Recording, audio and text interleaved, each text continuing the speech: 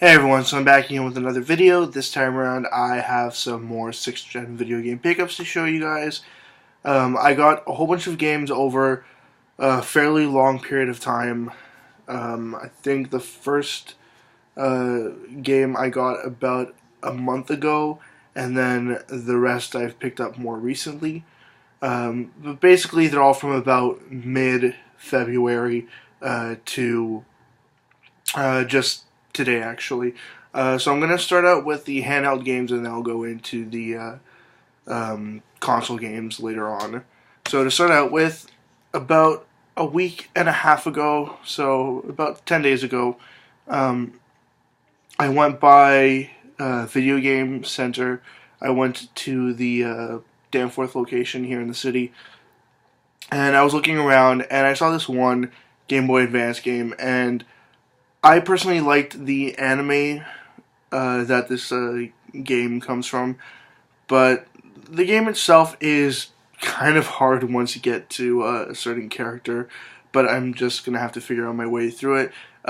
It's Zatch Bell Electric Arena, and it's a fighting game based on the Zatch Bell anime and manga series, and pretty much I have a very hard time beating this one particular pair of characters called Sherry and Brago. And I got that for just, sorry about that, if you can tell or not, $2.99. I thought that was a good enough deal considering that I like the show and it's a fighting game. The only downside is it's a GBA fighting game, so there's not that many buttons to play with.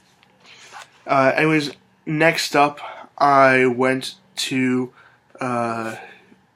Game Mania, and it was my first time in a long while going back to that store, just because it's out of the way.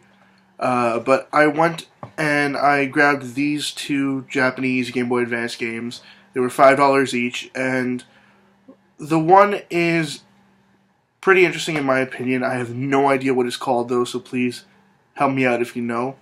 It's a Konami game, and it's some kind of a fighting game, and it's interesting enough, so I thought I'd go for it, and it was just, sorry about that, $5. And the other game, which was kind of a disappointment, is this racing game featuring different sort of Takara characters, and the downside to this is that I had no idea that this actually required an accessory that plugged into the extension port of the Game Boy Advance to actually be able to play the game.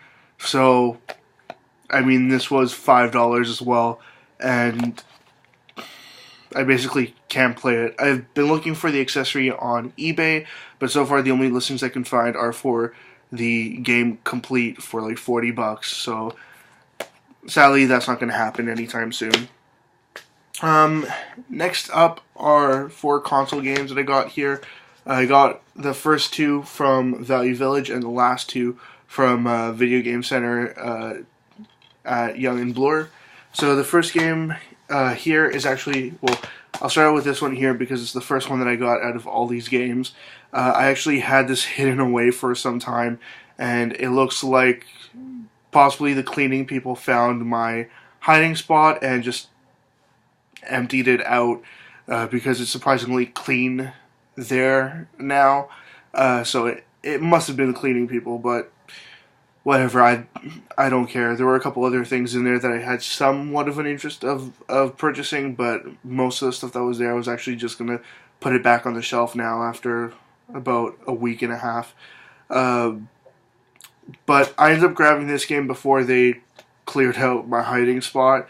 It's Metal Gear Solid 2 Substance for the original Xbox. And it was complete and in really good condition. And it was $3.99. And I honestly can't remember if I had a discount, if I had like a 30% off card on this or not. But I'll just say I didn't. So $4 plus tax. Next up, now I know for a fact what happened with this is the girl only charged me $2.99 for it because she didn't bother to even flip it over and look at the sticker. I'm happy that she did that, but also I know that well, it was extremely lucky that that happened. It's Siren for the PS2, and yeah, originally they had $4.99 on that because this Value Village started pricing things at $4.99 and up, which kind of sucks, but whatever. Basically, it means that there are a lot more games that I'll be leaving behind. And yeah, this one here was complete and in pretty good condition as well. Let me just get the disc out here again. Not that you guys would be able to tell, but there's pretty much just a little bit of scratching near the center of the disc, and it doesn't look so much like it's been resurfaced, because usually if it's resurfaced, the center part of the disc will still show scratches. It just looks like there's a few scratches there. Hopefully it's not damaging in any capacity, but overall that looks perfectly fine. Now, the last two games that I have here, I got them from Game Center. They had a sale going on now. Basically, there were a whole bunch of different sales for March break. I'm not on March break now because, well, March break is more of a elementary, middle school, high school thing.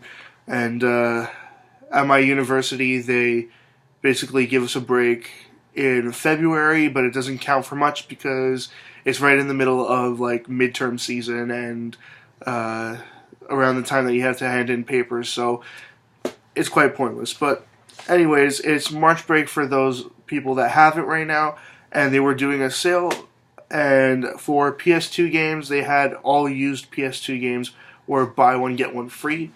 So I went for the two most expensive games that they had there. One of these was an upgrade, and I'll be trading off the other copy that I have, and the other one is a game that I don't have yet. And basically, I was willing to spend with tax, $45 on these two, knowing full well that the other copy I could recoup some money off of it, pretty much cover almost the entire cost of this, probably a couple dollars within the range of this. So I'll pretty much be getting this one game for next to nothing. The two games that I grabbed, sorry, after that explanation, are Dragon Ball Z Infinite World, and that is, sorry, complete in there. And the other game that I got is a pretty damn near perfect copy of Dragon Ball Z Budokai Tenkaichi 3 for the PS2. And just to prove it again, here's my other copy. Basically, that there is the copy that I will be keeping. It has the French and the English manuals in there, and the disc is in pretty good condition, but it has been resurfaced.